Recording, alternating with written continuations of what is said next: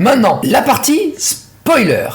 Alors, partie spoiler, moi j'ai énormément aimé. Alors je sais que ça va diviser les gens, mais moi j'ai énormément aimé le fait que D'Artagnan meurt dans la première scène. Voilà, j'en fais tomber mon pop-up de saisissement, mon filtre anti-pop. D'Artagnan meurt dans la première scène, et du coup, en fait, on va le voir ressusciter, sortir de terre, être enterré avec tout le monde dans un combat qui se fait. Donc c'est pas, il y a pas Rochefort, enfin il y a Rochefort plus ou moins, je sais pas, j'ai pas bien compris ça, si c'était Rochefort qu'on avait vu dans ce chapitre là ou si c'était un autre personnage, juste un second couteau. Mais en gros il va au secours d'une femme qui n'est pas Constance Bonacieux d'ailleurs.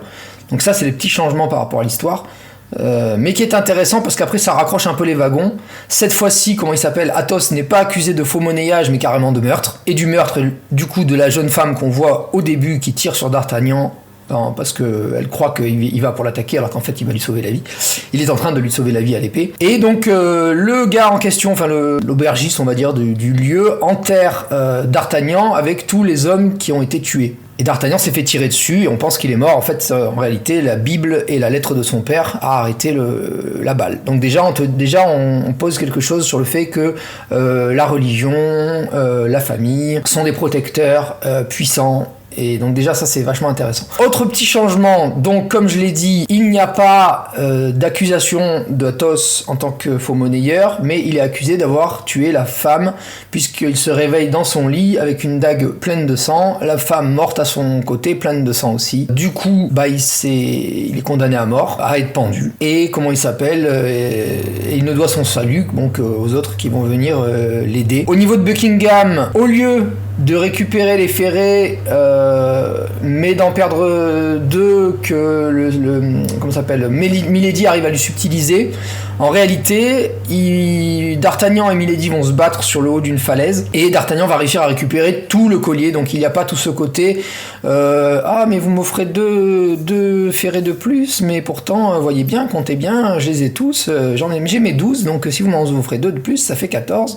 Et il n'y a pas cette espèce de dispute entre Richelieu et le roi Louis XIII du coup. Mais ça ne départ pas, enfin ça n'enlève pas tout ça, n'enlève pas d'intérêt au film. Le film reste quand même profondément fidèle à l'œuvre de Dumas, vraiment. Malgré le fait donc que la casaque, comme on l'a dit, qui était un objet anachronique, ait été enlevé. Malgré tous ces points-là, le film reste un pur bijou. Mais vraiment un bijou. Je vous recommande 100 fois d'aller le voir, même d'aller en voir en avant-première si vous pouvez, quand il sortira en avant-première de façon plus massive, quoi, parce que là on va dire c'était vraiment une des premières, je crois qu'il y en a une à La Rochelle et une au Mans, quoi, enfin quelque chose comme ça, quoi, de très peu d'endroits, mais ce sont des endroits où le film a été tourné apparemment, donc c'était une manière de récompenser la région en donnant le privilège du film. Là je me suis un peu éloigné du coup du sujet du jeu de société, mais ça me paraissait important d'en parler, parce que de toute façon je vous ai dit que c'était les univers geeks ici, donc on parlerait aussi de cinéma. J'attendais le moment de m'attaquer au cinéma. C'est arrivé avec ce film. On peut raccrocher sur du jeu de société. Dites-moi en commentaire les jeux de société qui sont sur les mousquetaires, parce que moi c'est une période que j'adore. Et en tout cas, je vous souhaite une bonne soirée, une bonne journée. N'oubliez pas, l'univers est un univers de jeux, de vidéos, de passion. Alors, où que vous soyez, vivez et jouez.